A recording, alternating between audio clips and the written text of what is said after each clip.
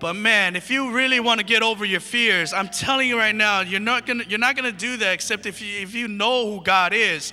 Because the only way that you can battle fear is faith. It's faith. It's faith. You trip and you worry because you don't know the living God of Israel. You don't know the living God of Abraham, Isaac, and Jacob.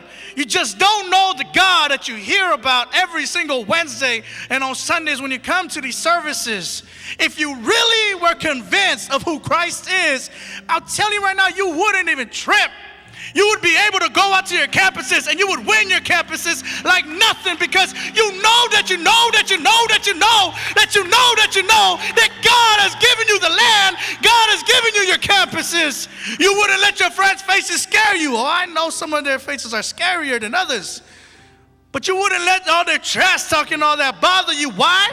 Because you know that you serve a God that's got your back anyway. That you serve a God who's able to heal you. You're able to speak with power. You're able to preach with power because you're convinced. You know that God is a living God. And you also know that God has purpose. You see, there's something about this thing that you need to understand and you need to remember. The thing between you and God is a covenant. And the covenant needs two parties. Y'all heard the song, "It takes two to make a thing go right."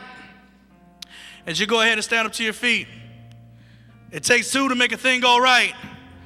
See, you forget sometimes that God has a stake in this. God has a stake in this. God won't tell you to go do something and just leave you hanging. He's not going to tell you to go start a business and just have you try to figure it out on your own. You know, the crazy thing is he'll just give you just a little bit to keep you wanting him and seeking him. God won't tell you to go join a ministry and just leave you alone to try to figure it out. He'll surround you with people that'll help you out. Amen, Sister Lisa? God's going to give you people that's going to help you go through. See, I know a lot of us are scared because we think when we serve God, we got to leave all our friends, which is true. But why leave them? Why don't you bring them to Jesus? Some of you are scared. Some of you are scared because you are scared of being alone. But if you think that you're going to be alone for serving God, let me show you something. Team, come on up. Come on. Look around. Do you still think you're going to be alone? God has a stake in this. I want to tell you 3 quick things about God. You see, God won't let you down. You know why? Because God is a God that keeps his integrity. He don't just expect you to keep your integrity. He keeps his own integrity. God put his name and he put his reputation on the line. Turn to your neighbor and say, "Neighbor, God, you ain't big enough."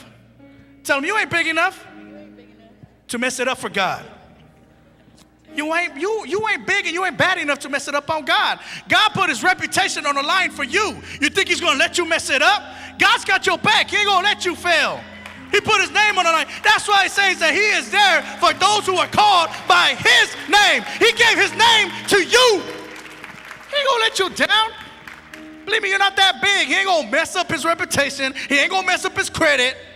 Just because you got a problem, he's going to fix that problem so he can upgrade his own credit, because it's all for his glory, baby. Second thing is God does a good work. God doesn't just work, but God works good. He works real good. And baby, when he made you beautiful. So don't you listen to your daddy when he calls you ugly. Don't you listen to other people when they call you ugly. God made you in the likeness, in his likeness, in his image. He made you in his glory, in his beauty. You're a beautiful thing.